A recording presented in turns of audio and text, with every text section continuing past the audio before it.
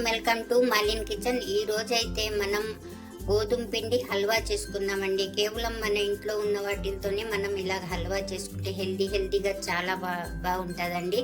Sweet shop లాగే ఉంటుందండి. మనకు వేడిగా చాలా టేస్టీ సూపర్గా ఉందండి. ఈ హల్వా మీరు తప్పకుండా ట్రై చేయండి. ఈ రెసిపీ నచ్చితే లైక్, షేర్, కామెంట్, సబ్స్క్రైబ్ చేయండి. మర్చిపోకండి మీ ఫ్రెండ్స్కి షేర్ చేయండి. వీడియో చూడాలంటే నోటిఫికేషన్ ఆన్ చేసుకోండి. వీడియో అయితే పూర్తిగా చూడండి. వీడియోలో ఎలా చేసామో అలాగే చేయండి, అద్దరిపోతుందండి. ఈ హల్వా అయితే బాగా చూడండి. ఈ వీడియోకి టార్గెట్ 50 లైక్స్ అండి. తప్పకుండా లైక్ చేసి ఫుల్ వీడియో చూడండి, బాగా చూసండి. టేస్ట్ అయితే సూపర్గా ఉంది. బెల్లంతో చేసుకున్నాం కాబట్టి బాగా చూసండి. Thank you. చూడండి, ఈ గిన్నెతో ఒక గిన్నె నేను గోధుమ పిండి తీసుకుంటున్నాను. తీసుకొని ఇందులో వేసుకోవాలి. అలాగే మనం ఒక చిటికెడు సాల్ట్ వేసుకోవాలి. కొద్దిగా నీళ్ళు వేసి బాగా మనం కలుపుకుందాం.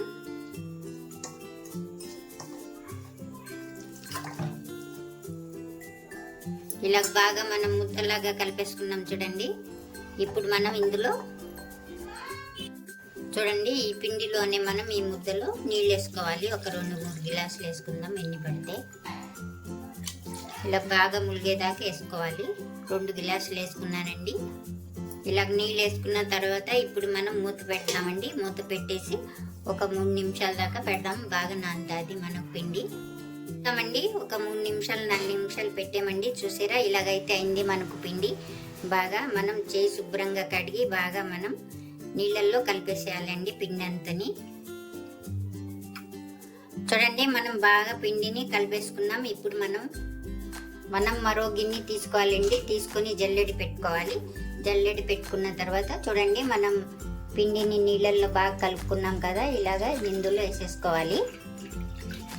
ఫిల్టర్ చేసుకోవాలి. చూడండి, మనం అంతా ఇలాగ వేసుకున్న తర్వాత లాస్ట్లో మనకు ఇలాగ వస్తుంది. తీసేసుకుందాం పక్కన. ఇప్పుడు మనం గిన్నె అయినా ఫ్రై పాన్ అయినా పెట్టాలండి. ఈ స్టవ్ వెలిగించుకొని మనం ఇందులో 2 చెంచాలు నెయ్యి వేసుకుందాం. కొద్దిగా ఎక్కిన తర్వాత మనం చూడండి, కిస్మిస్ పళ్ళు, జీడిపప్పు, బాదం పప్పు, ఖర్జూర పళ్ళు ఇవన్నీ కట్ చేసుకొని మనం కొద్దిగా వేయించుకోవాలి. ఇలాగ వేగిపోయిన తర్వాత మనం ఒక ప్లేట్లో తీసేసుకుందాం. ఇలాగే అన్ని ప్లేట్లో తీసుకొని పెట్టుకోవాలండి. ఇప్పుడు అదే నెయ్యిలో మనం ఫిల్టర్ చేసి పెట్టుకున్నాం కదండి, ఈ నీళ్లు మనం గోధుమ పిండి నీళ్లు ఇందులో వేసేసుకోవాలి.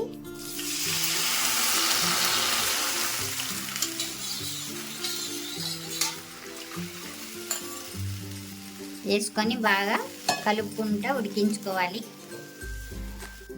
ఉండలు రాకుండా మనం కట్టకుండా మనం ఇలాగా బాగా కలుపుకుంటా ఉడికించాలి.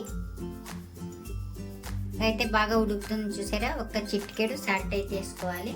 వేసుకొని మనం కొత్తలాడుతూ ఉంది చూసారా, ఇలాగా ఉడకాలి. ఇప్పుడు ఇందులో మనం చూడండి, మనమైతే ఈ కప్పుతోనే ఒక కప్పు మనం గోధుమ పిండి తీసుకున్నాం. అలాగే ఆ కప్పుతోనే బెల్లం వేసుకుంటున్నామండి. బెల్లం ఇష్టం లేకపోతే మనం చక్కెర అయినా వేసుకోవచ్చు. నేనైతే ఇలాగ వేసుకుంటున్నాను.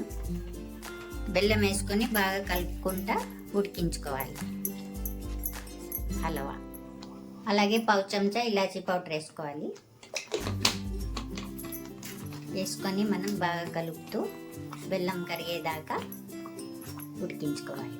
అలాగే ఇందులో డ్రై ఫ్రూట్స్ మనం వేయించుకున్నాం కదా, అవి వేసుకుందామండి.